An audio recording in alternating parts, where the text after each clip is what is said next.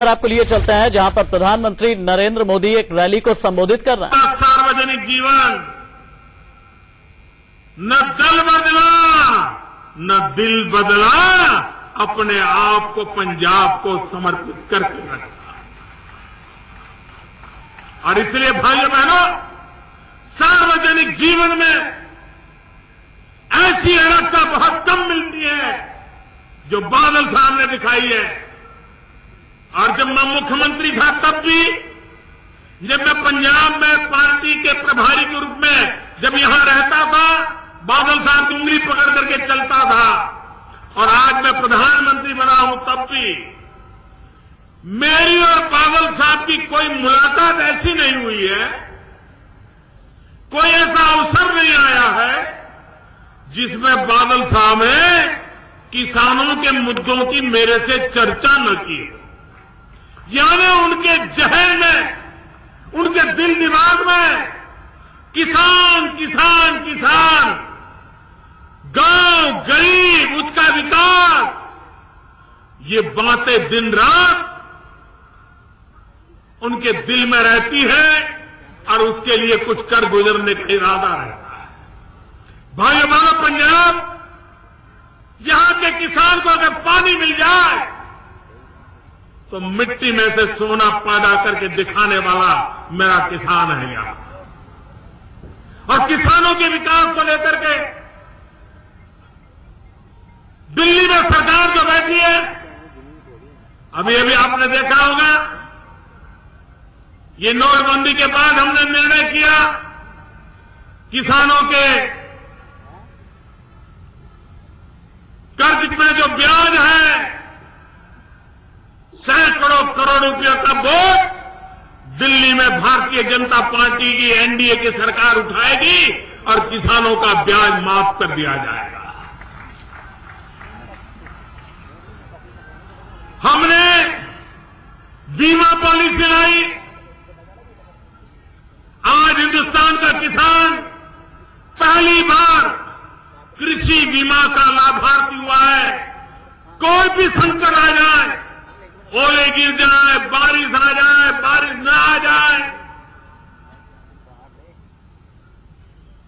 कीड़े पड़ जाए, अगर किसान की फसल को नुकसान होता है तो भारत सरकार ने बीमे की ऐसी योजना बनाई कि किसान को उसका मुआवजा मिल जाए और मेरे किसान को कोई तकलीफ ना हो। भाइयों बहनों, हमारे देश में यूरिया, हम सब जानते हैं, जब यूरिया की जरूरत होती है किसान को काले बाजारी से लेना पड़ता था। यूरिया के लिए कतार लगानी पड़ती थी और राज्य सरकार, भारत सरकार एक दूसरे को आरोप प्रत्यारोप करते रहते थे। दिल्ली में बैठे हुए लोग कहते थे हमने तो यूरिया भेज दिया, राज्य वाले कहते थे यूरिया मिला नहीं। यही झगड़े चल रहे थे। भाइयों बहनों, आज मैं बड़े संतोष के साथ कहता हूं कि पिछले 2 साल से हिंदुस्तान में यूरिया के लिए कहीं किसानों को कतार में नहीं खड़ा रहना पड़ा। यूरिया के लिए कहीं लाठीचार्ज की नौबत नहीं आई। यूरिया के लिए हिंदुस्तान के किसान को कहीं पर काले बाजारी से खरीदने की नौबत नहीं आई। ये कैसे हुआ? रातों रात कारखाने नहीं लगे हैं, रातों रात यूरिया का उत्पादन नहीं बढ़ा है। हमने चोरी को रोका है, भ्रष्टाचार को रोका है, बेईमानी को रोका है। और उसके कारण जो यूरिया कारखानों में चला जाता था, केमिकल फैक्ट्रियों में रॉ मटेरियल के रूप में चला जाता था, हमने यूरिया का नीम कोटिंग कर दिया। और नीम कोटिंग करने के कारण अब 1 ग्राम यूरिया भी खेती के सिवाय किसी के काम आ नहीं सकता है। मोदी चुनावी रैली को संबोधित कर रहे हैं। भाइयों बहनों, हम उस प्रकार से काम करने वाले लोग हैं जिसके दिल दिमाग में विकास भरा पड़ा है, हिंदुस्तान की भावी पीढ़ी का भाग्य बदलने का फैसला। भाइयों बहनों, अभी बादल साहब बता रहे थे, जब सर्जिकल स्ट्राइक हुई उसके कुछ दिन बाद मुझे लुधियाना आने का अवसर मिला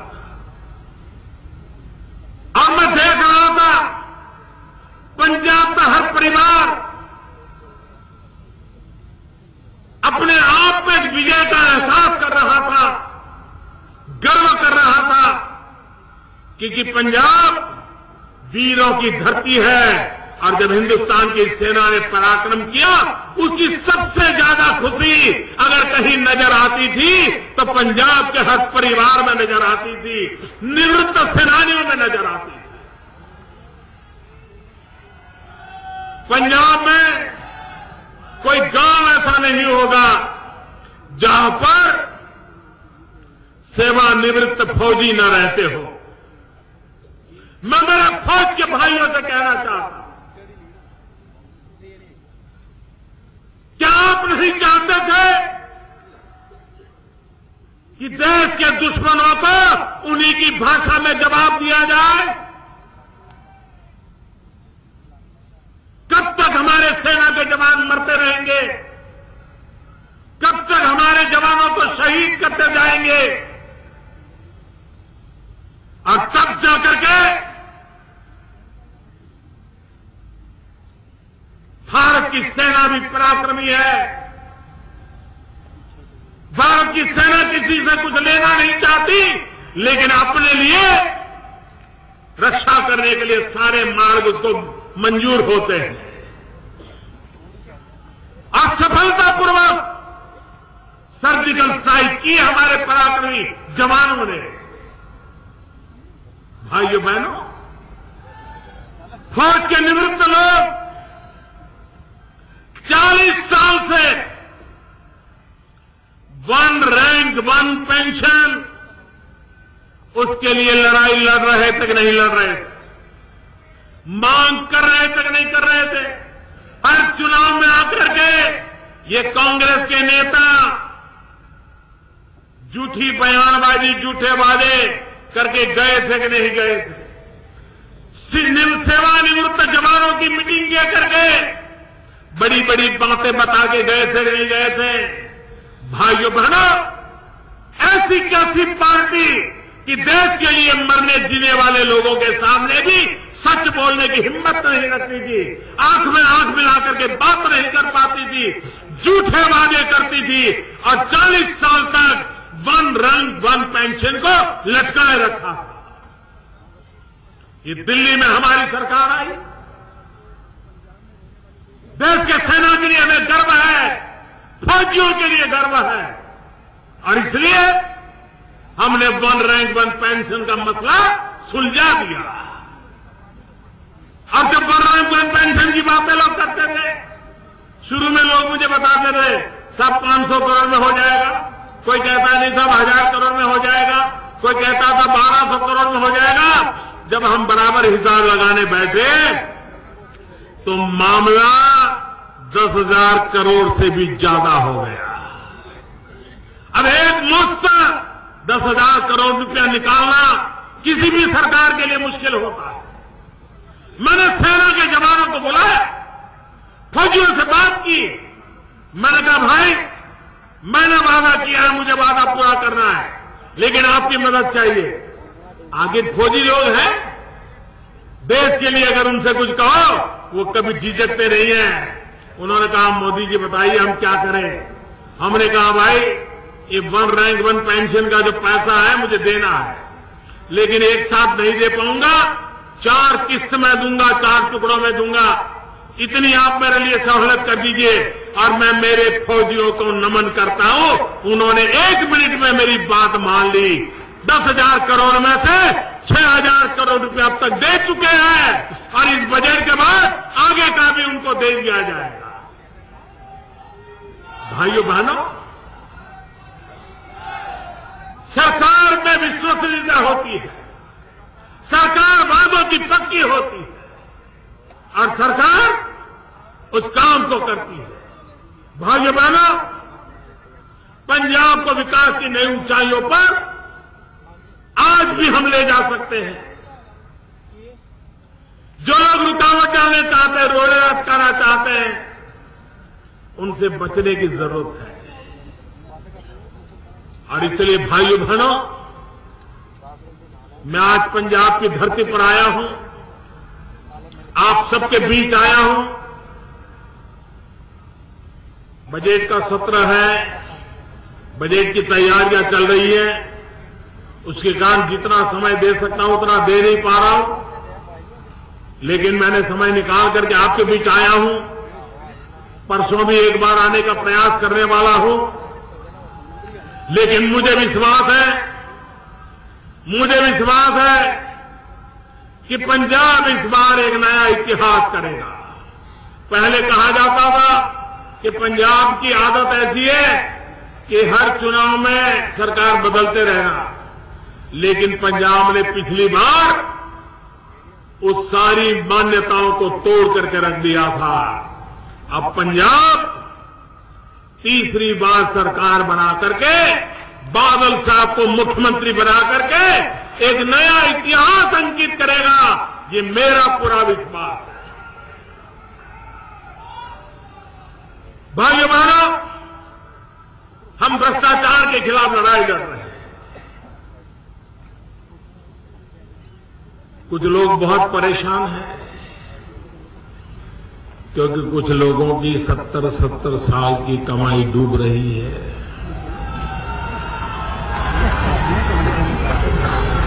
लूट करके जमा किया, वो खतरे में पड़ गया है। अभी तक वो पचा नहीं पाए, मौके मिलते ही मुझ पर हमला बोलते हैं। लेकिन ये राजनेता समझ ले, राजनीतिक जीवन में भी भ्रष्टाचार को खत्म करने का बेड़ा मैंने उठाया है।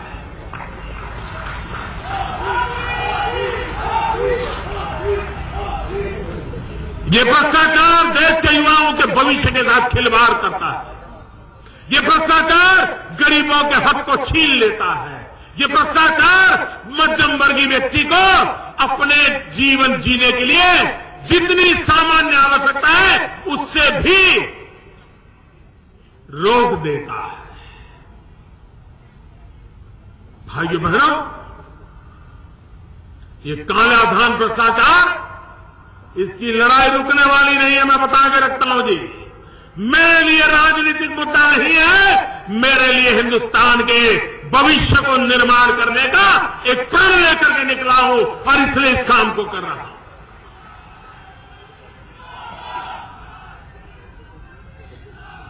हर दिन खबर आती है, इतने पकड़े गए। एक जमाना था, जरा 2014 के अखबार निकाल दीजिए,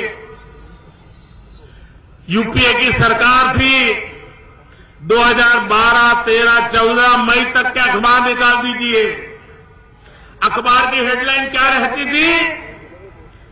कितना गया, कोयले में कितना गया, 2G में कितना गया, लाखों गए कि अरबों गए कि करोड़ों गए। नोटबंदी के बाद खबर आती है कितना आया। पहले खबर आती थी कितना गया। हर दिन खबर आती थी। अभी तो कर्नाटक में कांग्रेस सरकार के एक मंत्री के घर में से 150 करोड़ से ज्यादा नई नोटें पकड़ी गई। लेकिन भाइयों बहनों, न कांग्रेस उनको मंत्री पद से हटाने के लिए सोच रही है, न टीवी मीडिया में उसकी कोई चर्चा हो रही है। 150 करोड़ से ज्यादा रकम कांग्रेस के कर्नाटक के मंत्री के घर से मिल जाए और सब कुछ जैसे कुछ हुआ ही नहीं है। आप मुझे बताइए, लूटने वालों की ताकत कितनी ज्यादा है इसका अंदाज आ सकता है। उनके रूट कितने गहरे हैं इसका अंदाज आता है। और इसलिए भाइयों बहनों, आप मुझे बताइए ये लड़ाई कितनी कठिन है। आप मुझे बताइए ऐसी कठिन लड़ाई क्या मैं आपके बिना लड़ सकता हूं? आपके बिना लड़ सकता हूं? आपकी मदद के बिना लड़ सकता हूं? आपकी मदद के बिना बेईमानों को ठीक नहीं कर सकूंगा। और इसलिए मेरे भाइयों बहनों, मुझे आपका साथ चाहिए, मुझे आपका सहयोग चाहिए। इस देश से भ्रष्टाचार को मिटाने के लिए सहयोग चाहिए।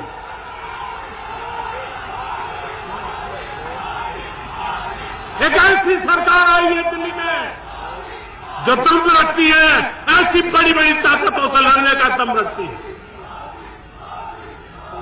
पिछले 3 महीने क्या क्या जुल्म हुए हैं मुझ पर, इसलिए कि मैं भ्रष्टाचार के खिलाफ लड़ाई लड़ रहा हूं। लेकिन जुल्म करने वाले समझ लें कि मोदी है, जुल्म के सामने झुकता नहीं है।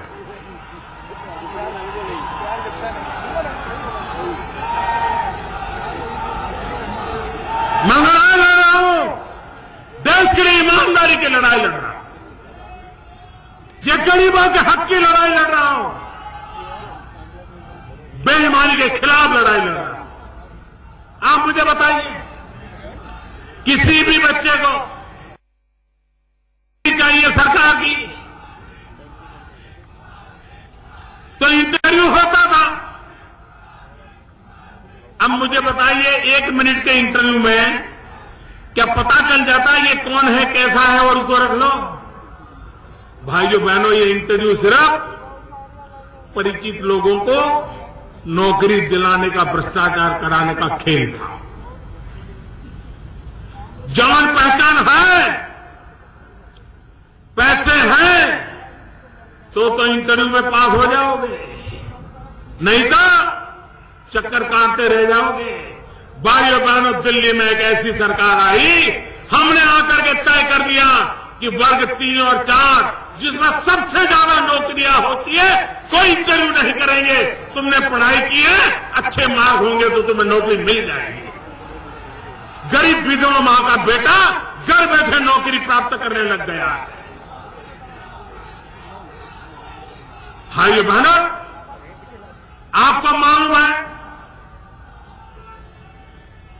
हमारे देश में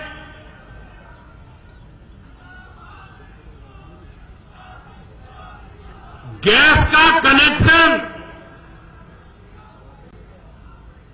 गैस का सिलेंडर लेना हो, सगड़ी लेनी हो, तो भी किसी एमपी की जरूरत पड़ती थी।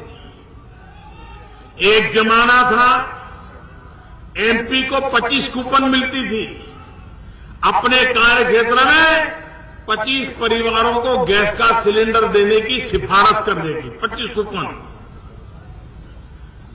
और उस एमपी साहब के घर में बड़े बड़े लोग कतार लगा के खड़े हो जाते थे कि बेटा बड़ा हो गया है, अलग रहने गया है, उसको अगर एक गैस का कनेक्शन मिल जाए तो अच्छा होगा। और एमपी साहब कहते थे अभी नहीं, अगले महीने आना। ये हाल था।